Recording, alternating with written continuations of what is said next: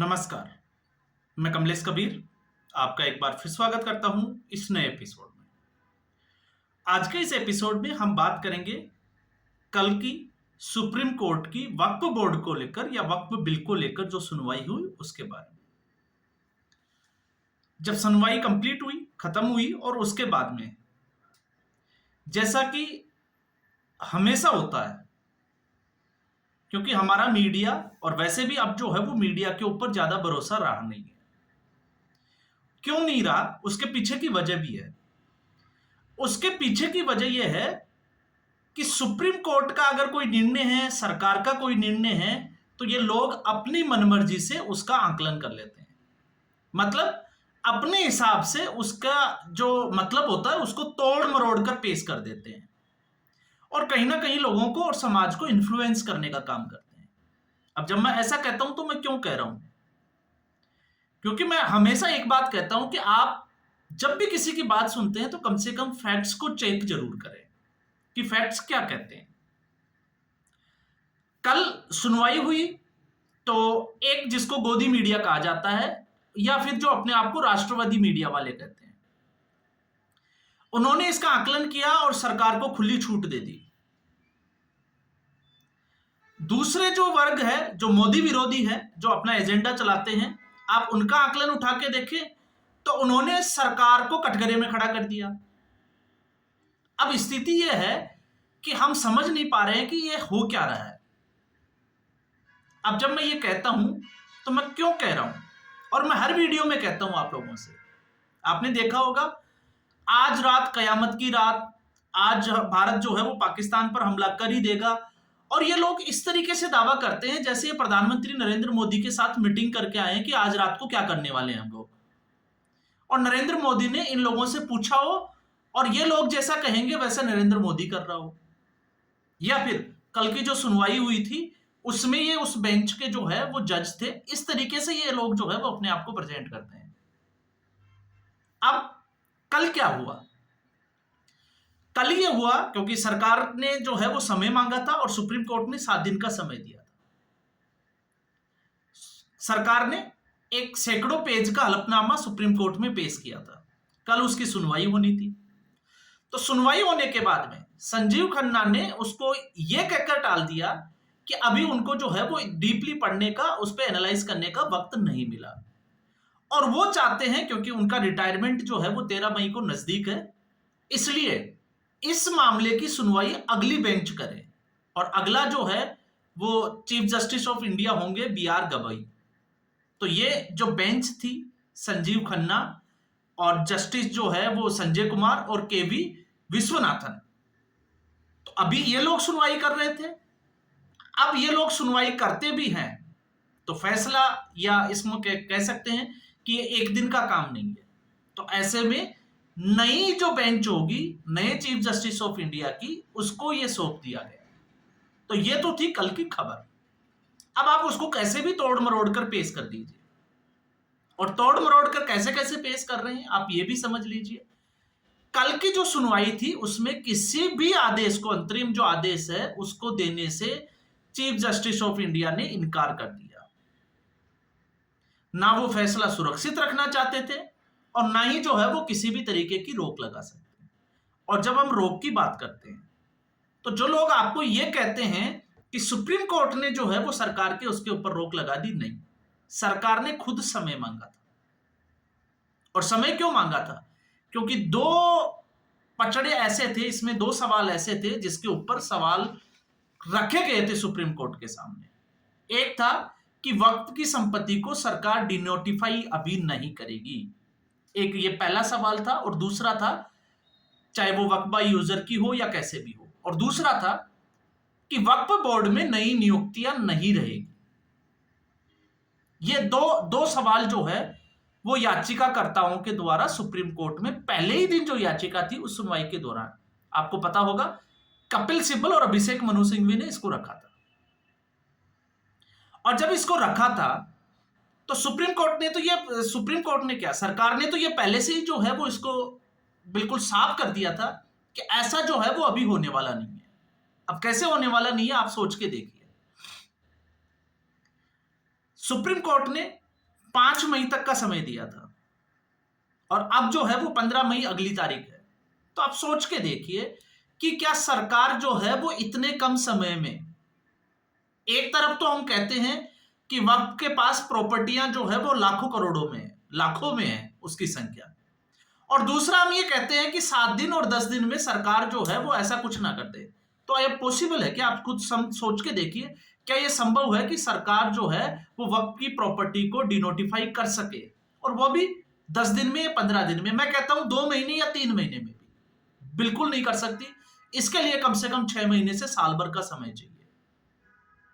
तो फिर supreme court के फैसले के ऊपर जो विपक्षी खेमा, जो मोदी विरोध का एजेंडा चलाते हैं, उनको खुश होने की क्या जरूरत है? लेकिन वो इस 7 दिन का जो एक्सटेंशन मिला उसमें भी जो है वो अपने आप को खुश दिखा रहे हैं कि सरकार के ऊपर सुप्रीम कोर्ट। और फिर जब हम बात करते हैं नई नियुक्तियों की, तो सरकार ने इस वक्फ बिल में पहले से यह साफ कर दिया था कि अभी जो जितने भी जो राज्य के वक्फ जो परिषद है और वक्फ बोर्ड है, उसमें नई नियुक्तियां तब तक नहीं होगी जब तक कि पुरानी जो नियुक्तियां हैं उनका टेन्योर पूरा ना हो जाए। तो आप सोच के बताइए कि नई नियुक्तियां सरकार करेगी कैसे? सरकार ने तो खुद ही बोल दिया कि जो पहले से इस बोर्ड के जो मेंबर बने हुए हैं, जो नई नियुक्तियां पहले से हो रखी थी, उनका टेन्योर खत्म ही नहीं हुआ, तो वो नई नियुक्तियां कर ही नहीं सकते। तो फिर इसको जो है वो इतना खुश होने की जरूरत मुझे नहीं लगता कि है।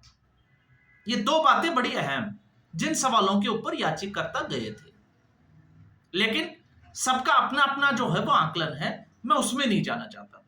अब हम आते हैं अगले पड़ाव की तरफ, और अगला पड़ाव यह है, क्योंकि जब सुप्रीम कोर्ट में इसको रखा गया था तो सुप्रीम कोर्ट में याचिकाकर्ताओं की दलील ये थी कि ये जो वक्फ संशोधन अधिनियम बिल जो है वो असंवैधानिक है। और उस वक्त भी मैंने आपको बताने की कोशिश की थी कि ये असंवैधानिक कैसे हो सकता है। तो संसद से पास जो कानून है, अब संसद से पास हुआ है, दूसरा हमारा संविधान जो है वो इसकी परमिशन देता है कि आप किसी भी कानून में समय के हिसाब से बदलाव कर सकते हैं। ठीक है, प्रक्रिया क्या होगी? प्रक्रिया यह होगी कि आपको एक मसौदा तैयार करना पड़ेगा, फिर वो मसौदा संसदीय कमेटी के पास जाता है। संसदीय कमेटी जो है वो उसको तय करती है कि लोकसभा में किस तारीख को जो है वो उसका नंबर होगा। उस दिन जो है वो पक्ष और विपक्ष, सत्ता पक्ष और विपक्ष के बीच में बहस होती है, और बहस होने के बाद में एक निर्णय की स्थिति में पहुंचा जाता है। और जब वहां से वो बिल जो है वो पास हो जाता है, तो फिर अपर हाउस को चले जाता है, जहां पर स्टेट के रिप्रेजेंटेटिव होते हैं, राज्यसभा। फिर राज्यसभा में भी वही जो है वो एक प्रक्रिया दोहराई जाती है जिस तरीके से लोकसभा में होता है। फिर बहस होती है, फिर वोटिंग होती है, फिर उसको बहुमत के साथ जो है वो पास कराना जरूरी हो जाता है। और फिर कोई भी बिल जो है वो कानून बनने के लिए जाता है राष्ट्रपति के पास। तो आप सोच के देखिए, क्या सरकार ने इसको सीधा पास कर दिया बिना किसी बहस के? जबकि सरकार ने इसको जो है वो पहले जेपीसी में डाला। देश के अलग अलग राज्यों में जो है वो जेपीसी की मीटिंग हुई, अलग अलग लोगों से हुई, और उसके बाद में एक निर्णय की स्थिति में पहुंचे जिसका एक हिस्सा जो है वो विपक्ष भी था। अब आप ये कह सकते हो कि विपक्ष की सुनी नहीं गई क्योंकि ज्यादा बहुमत जो है वो सरकार के पास था, उन सदस्यों का। तो ये एक जो है वो टेक्टिकल, या हम कह सकते हैं कि टेक्निकल जो है वो आपका लॉजिक हो सकता है। और फिर उसके बाद में जब इसको रखा गया संसद में, संसदीय प्रक्रिया के तहत जो है वो पास किया गया, तो कानून बनाने का अधिकार किसको है? संसद को या सुप्रीम कोर्ट को? तो यहां पर कानून बनाने का अधिकार है संसद को। तो संसद ने कानून बनाया, तो वो असंवैधानिक कैसे हो सकता है? असंवैधानिक एक ही स्थिति में हो सकता है जब आपके मौलिक अधिकारों का हनन होता हो। तो क्या वक्फ संशोधन अधिनियम जो बिल जो पास किया गया उससे किसी के मौलिक अधिकारों का हनन होता है क्या? जिसका हवाला अभिषेक मनु सिंघवी और कपिल सिब्बल ने सुप्रीम कोर्ट में रखा भी था।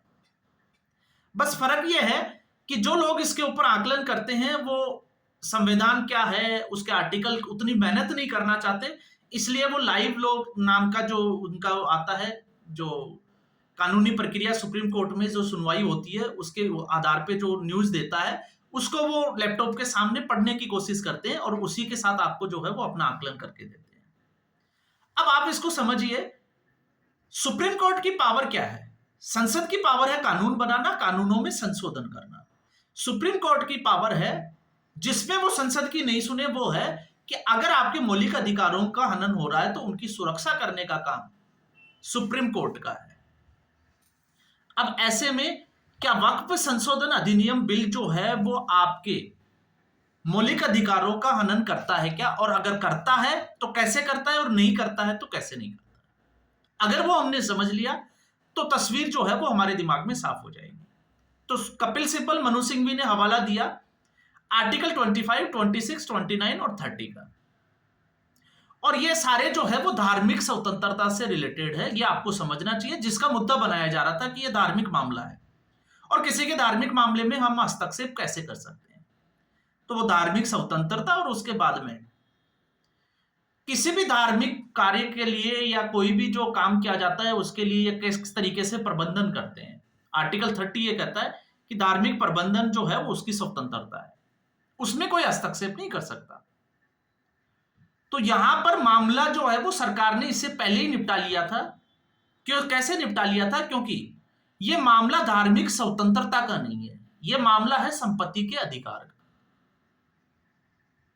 अब यह अलग बात है कि हम इसको समझना ही नहीं चाहिए। तो संपत्ति का अधिकार क्या था? संपत्ति का अधिकार जो था वो संविधान के आर्टिकल 19(1) का एफ प्रावधान में था, जिसमें आपने देखा होगा, जिसमें फ्रीडम ऑफ स्पीच थी, अपने अभिव्यक्ति की आजादी, वो सारी चीजें, मीडिया की आजादी, उसमें एक था, छठा कॉलम था उसका, संपत्ति का अधिकार। तो संपत्ति का अधिकार किसी समय में मौलिक अधिकार हुआ करता था, इसलिए मौलिक अधिकारों की रक्षा के लिए आप सुप्रीम कोर्ट का दरवाजा सीधे तौर से खटखटा सकते हैं। लेकिन 1978 में 44वां जब संविधान संशोधन किया गया, और उस वक्त किसकी सरकार थी मुझे बताने की जरूरत नहीं है, उसमें इस संपत्ति के अधिकार को हटा दिया गया था, और इसके साथ में आर्टिकल 19(1) का जो एफ क्लोज था उसके साथ में आर्टिकल 31 को भी इसको यहां से जो है वो रिमूव कर दिया गया था, हटा दिया गया था। और इसके लिए एक नया जो है वो आर्टिकल, एक नया संशोधन किया गया, जिस संविधान के उसमें संशोधन किया गया और जो आर्टिकल में रखा गया वो था 300A। आप संविधान के आर्टिकल 301 की आप स्टडी करोगे, आपको समझ में आ जाएगा कि संपत्ति का अधिकार जो है उसको पूर्णतया मौलिक अधिकार से हटाकर कानूनी अधिकार दे दिया गया है। तो अगर संपत्ति का अधिकार जो है वो कानूनी अधिकार है तो फिर ये मौलिक अधिकार की श्रेणी में जाता नहीं है। तो मौलिक अधिकार की श्रेणी में नहीं जाता है तो फिर सुप्रीम कोर्ट इसको असंवैधानिक करार कैसे दे सकता है, और सुप्रीम कोर्ट ये कैसे कह सकता है कि असंवैधानिक है? और जब कानूनी अधिकार है तो सुप्रीम कोर्ट की तो पावर ही खत्म हो जाती है, क्योंकि सुप्रीम कोर्ट सिर्फ और सिर्फ जो है वो मौलिक अधिकारों की रक्षा के लिए संसद के द्वारा बनाए हुए किसी कानून के ऊपर रोक लगा सकता है, जबकि इसको तो यहां पर वो आंशिक तौर से हटा भी नहीं सकता। ये तो सरकार ने खुद जो है वो अपने हलफनामे में सुप्रीम कोर्ट को कह दिया। और फिर उसके बाद में अगर ये कानूनी अधिकार है तो फिर ये किसका अधिकार क्षेत्र है? तो ये अधिकार क्षेत्र आता है संसद का। तो संसद में संशोधन बिल जो अधिनियम था, जो संविधान कहता है 368 जो आर्टिकल नंबर है, उसके तहत इसको संसद में रखा गया और वहां से ये पास हुआ, तो ये कानूनी अधिकार है और इस पे जो है वो पूरा राइट बनता है सरकार का। तो ये असंवैधानिक हो ही नहीं सकता। इसलिए उस दिन भी मैंने जो वीडियो बनाया था उसमें मैंने बात की थी कि इस पे सुप्रीम कोर्ट जो है वो रोक लगा नहीं सकता।